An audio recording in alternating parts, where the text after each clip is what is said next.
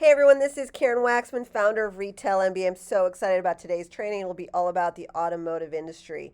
If you have a great consumer product and you want to sell to retail chains like AutoZone and all the different retailers like that, and you have a product that is an auto part or an accessory, and you're kind of curious about what you need to think about when going after these retailers, just wanted to support you by helping you actualize your dreams about selling to these stores. A little background about me: I've sold millions of consumer products to the world's largest retailers as a manufacturer's rep, which is a sales rep that sells products to retail chains. Over the last 11 years, I've taught over 50,000 product companies across the globe on how to generate revenue with their consumer products, including plenty of auto care products and so forth. And so just wanted to give you some quick tips and strategies on how to do that and how to get started today.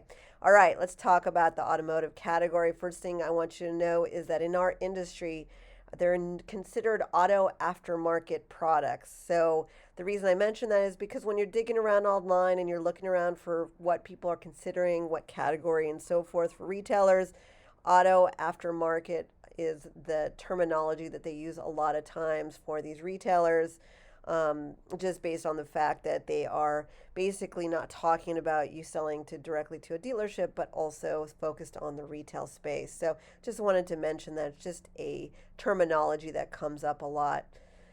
So one of the things that people are always asking me is, Karen, how do I sell to retailers if I have an auto product? Well, we got to discuss your strategy, because most people who have an auto product will immediately want to go sell to the AutoZone stores and all the different retailers that are specifically auto related. It makes perfect sense. You want to generate revenue. There's auto in the title of the retailer, and you want to make money from that store. The problem with that strategy is when you're first getting started, a lot of times every one of your competitors is considering that same strategy. So they're all calling these stores. And the problem with that is these are stores that are limited in what they're able to buy from you. And so they tend to reject auto products more than anyone else, not because you don't have a great product, but a lot of times they just have seen everything and everyone comes to them. And so it's just in general in life, when you're trying to sell something to somebody and they're always getting the best, the cream of the crop coming to them, all the top distributors and retailers and all sorts of things coming at them. Just make sure that you understand that, they're a little bit more keen toward rejecting your product, not because it's not a great product, but just because everyone presumes to go to your favorite retailer and try to sell to them first. As a rep, someone who sold products to retailers for years, I learned a long time ago that the best way to generate revenue with your consumer product is definitely go after the AutoZones of the world, of course. But if they reject you, don't take it personally. Just go to all the other retailers who have automotive categories in their stores. For instance, Walmart, Target, Sears, all the different types of retailers where your competitors are wanting to sell into, but it's not as rampant, I guess. And so one of the reasons I say this is because don't feel bad if you get rejected by your top three retailers, because every one of them are looking for products to buy in the auto care industry. And all you need is one yes with retail chains. I've seen it time and time again. One yes from one chain store, and all of a sudden, the other retailers will start paying attention to you. Walmart is shopping at all these auto stores. Target is shopping at all these auto stores. Sears is shopping and looking around and seeing what's going on in the world, and vice versa. They're all looking to see what product they're missing. They're trying to generate revenue with consumer products. And honestly, it's mostly about somebody took a chance on your product. They were willing to explore a new product. And so they like that. They don't want risky products in their stores, meaning products that maybe don't have a huge brand behind them and so forth. So getting that first yes is always the most complicated for people. And so that's why I always tell people to go after as many retailers as possible initially. It's kind of a numbers game. And then don't take it personally if somebody says no to you, because eventually when you get a yes from somebody, you can go back to all the other retailers and get interest from them and so forth. It's kind of a domino effect. That's why so many of my clients have started with one retailer, and then all of a sudden all these retailers are suddenly interested in them. So going beyond what you're used to, what you're comfortable with, what makes logical sense to you, usually is where the money's at. So I really wanted you to understand that you shouldn't forget other retailers. It doesn't help you. And by the way, with the auto industry, it's unfortunate, but you're going to have to deal with distributors more than most types of products. Certain categories of products, you deal with different things. That's why I create these trainings. And if you want to know more about the different categories of retailers and what you're kind of up against, some strategies and so forth, be on the lookout at all the video trainings I'm creating on the subject. But for auto industry, you unfortunately are going to have to deal with more distributors. What a distributor is, it's a third party that will be taking a piece of the pie in regards to your financial success.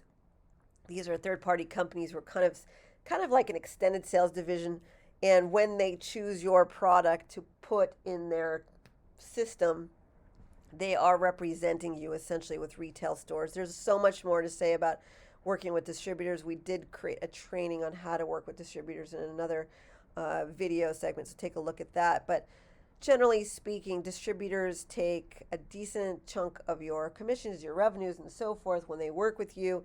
And unfortunately, in the auto industry, just be prepared that if you reach out to retailers, sometimes they'll say, well, you need to work with this distributor in order for me to work with you. Now, when that happens, you're just going to have to deal with the fact that someone else is going to be part of your revenue stream because that distributor is kind of managing that relationship with the retailer.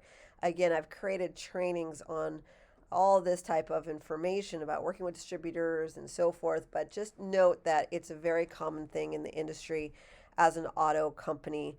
And just be aware that you may have to share in on the revenue if you work with retailers in regards to the auto industry. There's nothing wrong with that. Part of the issue is that for these categories where their distributors are very, very important, it's mostly because there's so many SKUs and there's so many products out there, and the retailers have so many different stores, and the retailers don't have time to manage the thousands and thousands of stores. So sometimes they like the distributor to handle the shipping and the deliverability and all the things. It makes logical sense for them to work with you in this way, but it is annoying in your case in that, again, sometimes you don't have a choice. You do have to partner with somebody else. And a lot of times distributors don't answer your phone calls, and that is frustrating as well. So the bottom line is just note that there's usually a middleman who's going to be between you and the retailer. Sometimes with the auto industry, there's more to say on that, but that's the essence of it. And just be accepting and understanding that it is what it is. You pick the auto industry and you're going to have to deal with it. It's just certain categories are that way. There are other product categories where you don't have to deal with that. But for the auto industry, that's something to think about. The other thing I want to mention is that there are associations related to every product category out there. So if you want to learn more about your industry as a whole, I highly recommend exploring your local association related to your product type. So for instance, autocare.org is an example of an association that focuses on the auto industry and so forth. Why you want to participate in associations? Well, there's like-minded individuals who've already been selling their products out in the world. You can connect with people and work with people in regards to your product and find out what they're doing. It's not as lonely when you have someone else to interact with about the industry that you're in. They can help you figure out packaging and pricing and all sorts of interesting things. It's helpful in some ways for sure to connect with like-minded individuals. And so I always tell people to definitely consider learning more about these associations. I mean, you may want to try and skimp and not spend money on these industries, but to be honest with you, it can be very, very beneficial because you're basically going out there and saying to the world, I'm very serious about my business, because people who are part of associations tend to be more legit and tend to have made a lot of money with their products. And that would be someone you want to spend some time with, especially in the auto industry. And they can give you some quick tips and strategies as well. The other thing I want to mention is in your industry, the SEMA Show is the most popular one. This could change by the time you hear this, but they've been around forever, SEMA. And essentially, if you want to explore what's going on in the world of auto, you might want to go check out their show just to walk the floor, not necessarily to sell through SEMA Show. You can. We teach strategies on how to generate revenue virtually without having to go to all these events. You can, and it's still a very good strategy. And we teach you how to go after trade shows as well.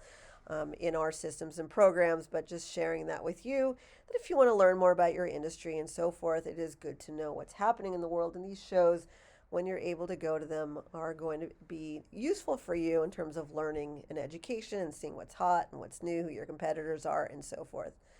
So I hope that provided value for you. If you are looking for a way to generate revenue with your consumer product in the auto industry, please take a look at our free training on retailmba.com/free.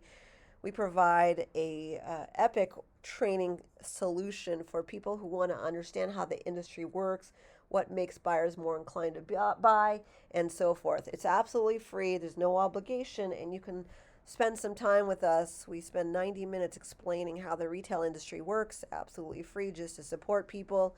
And we also have the ability to work with people in multiple ways. We have live events, we have virtual events, we have done with you programs, do it yourself programs, done for you programs. Anyone who's interested in selling products to retail chains and beyond, we teach those strategies. So take a look at our website, retailmba.com.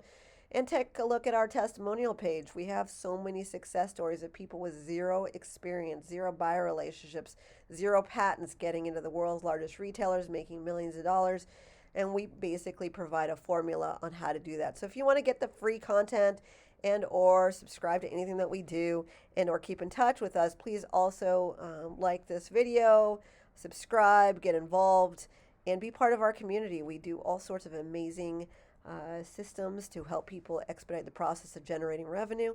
And I hope this information helped. Karen Waksman, Retail MBA Brands.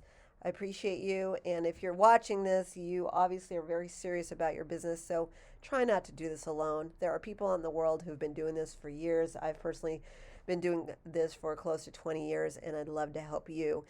Just scale your brand and grow. And that's what we do here. Thanks so much for your time. We wish you the best. Join us at our next event or anything that we do, and take a look at all the links provided so that we can support you further. Thanks again.